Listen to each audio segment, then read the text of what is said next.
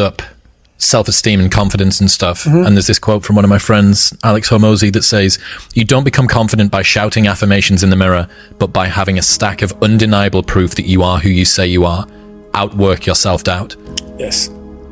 That's nailed. Nailed. Completely nailed. Yes, because a lot of people will, and some of these motivational people out here, it's the funniest thing in the world to me. They'll go and say, when you wake up in the morning, pound your chest. Fucking look at yourself in the mirror and do all this fucking bullshit. I hope it works. What works for me is that everyday resume. The things I know I've accomplished, the things I know I've done, real hard work, the real calluses on my mind, the real calluses on my hands. That's it.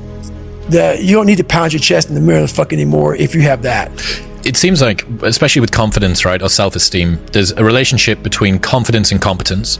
So what you're looking to do is try and have what you believe that you can do be ahead of what you can do. Right. Now, you're not looking for it to be delusional. You don't want it to be able to believe that you can do something like fly, right? But you need to have a relationship between the two. But what people are asking for is for their confidence to be so far ahead of their competence that, or without having even been competent at anything in the beginning. And that's just delusion. That's fantasy. Right. Well, I believe that you have to build belief. Belief is like, there's an after school special belief where the mom says, believe in yourself, and that's all great. But there's also a built belief. And the built belief is one where you are constantly, like for me, I came from a bad place. How I build belief is through the daunting tasks I put myself through. So that's proof positive that I can.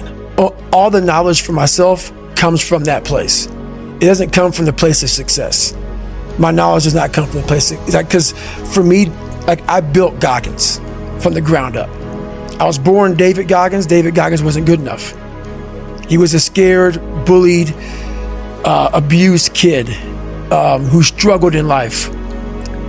And that kid, whenever something got tough, no matter how hard I trained, no matter how ready I was, whenever something got tough for me, David Goggins, the real David Goggins, would come out and he would quit.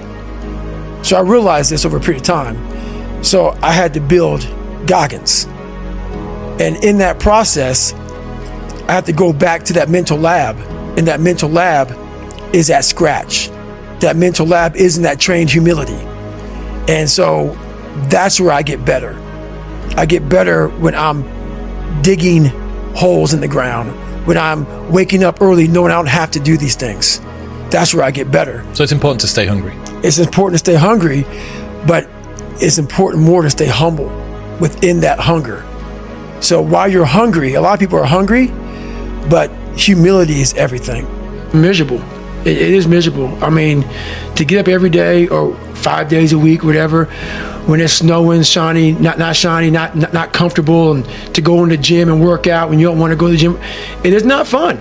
Well, and we're in a culture that is driving everybody towards this idea that happiness is purchased through luxury, comfort, and ease. 100%. The truth could not be, more different from that reality. That if you want to find peace with yourself, self-understanding, self-knowledge, self-esteem, all of these things are going to be found only through sacrifice, getting uncomfortable, reevaluating what your normal is, and putting yourself in situations that you don't want to fucking do. Yes, and we want it very fast. If you don't see results in the first 2 days or the first week, I'm done. That's the mentality of most people. The struggle is too real. We're not patient.